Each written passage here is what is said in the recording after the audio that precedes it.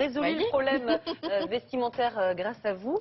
Thomas, vous m'envoyez en région, je crois. Vous allez en région, vous êtes dans l'Hérault parce que Julie Poirier avait envie de voir la mer. Elle vous attend du côté de la Grande Motte, même s'il est un peu au sec, je crois, pour l'instant. Exactement. Julie Poirier qui est sur le chantier d'un nouveau catamaran éco-responsable qui naviguera lors de la prochaine édition de la route du Rhum en 2022. Mais tout ça de manière tout à fait sobre, évidemment. Bonjour Julie. Alors, je crois que derrière vous, c'est le bateau du skipper Roland Jourdain, double vainqueur de la route du Rhum. Un skipper très engagé, Julie. Oui, exactement, Julia. Depuis environ une dizaine d'années, Roland Jourdain travaille sur l'éco-responsabilité. Il a tout simplement envie de donner du sens à ce qu'il fait. Alors, il a construit ce bateau. C'est vraiment une éco-conception. Regardez. C'est une première mondiale. Je vous montre juste derrière moi We Explore, un catamaran de 18 mètres de long qui va être construit à 50%, non pas en fibre de verre, mais en fibre de lin. C'est vraiment un chantier d'envergure, commencé donc réfléchi en tout cas il y a déjà beaucoup d'années. Il est construit ici sur ce chantier à la Grande Motte qui est une référence en matière de bateaux de grand voyage. Il a travaillé sur beaucoup de choses et notamment sur des contraintes mécaniques, vous le savez bien, puisqu'on a complètement changé de matériaux. Bon, et alors justement, si je comprends bien, c'est un bateau pour tracer un nouveau sillage, c'est bien ça, entre éco-responsabilité et performance. Eh bien sûr, Julia, et surtout, il a fallu choisir ce lin, cette matière qui a énormément d'avantages. On est avec Stéphane, qui n'est pas peu fier, en tout cas, de nous présenter ce bateau ici sur son chantier.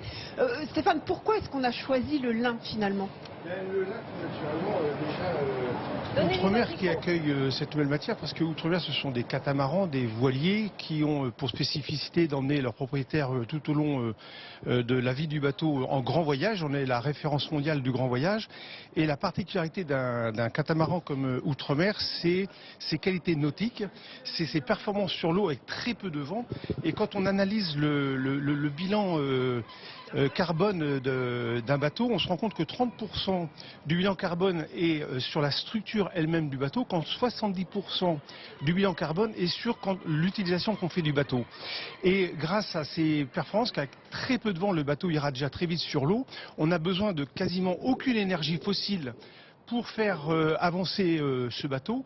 Donc on s'est tout naturellement concentré sur le 30% qui est la conception elle-même du bateau. Donc tout naturellement avec Roland, Kairos et We Explore, on a décidé de travailler ensemble pour justement amener du lin qui nous donne un bateau qui est beaucoup plus respectueux de l'environnement. Merci beaucoup Stéphane pour toutes ces explications. Roland, allons-y, le lin, il est là, merci d'être avec nous ce matin. C'est ça que vous avez choisi. Le lin, ça sent bon. Et alors le lin, très rapidement, la fibre de verre classique, le lin. À surface égale, c'est 5 à 10 fois moins énergivore à construire.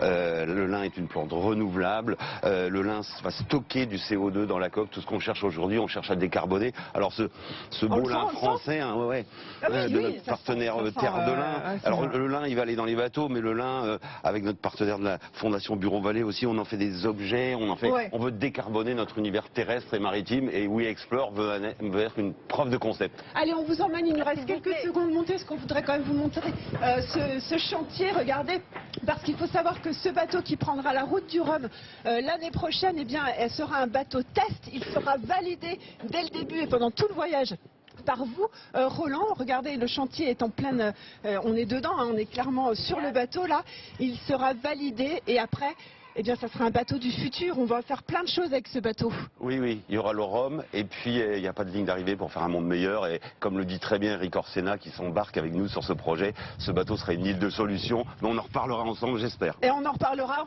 On sera peut-être là pour la mise à flot. J'ai envie de dire la mise à l'eau même, Thomas et Julia. Merci beaucoup Julie. Vous avez beaucoup de chance d'être à la fois à la Grande Motte et près d'un aussi beau bateau. Absolument. C'est vrai qu'on suit finalement les aventures de ce bateau.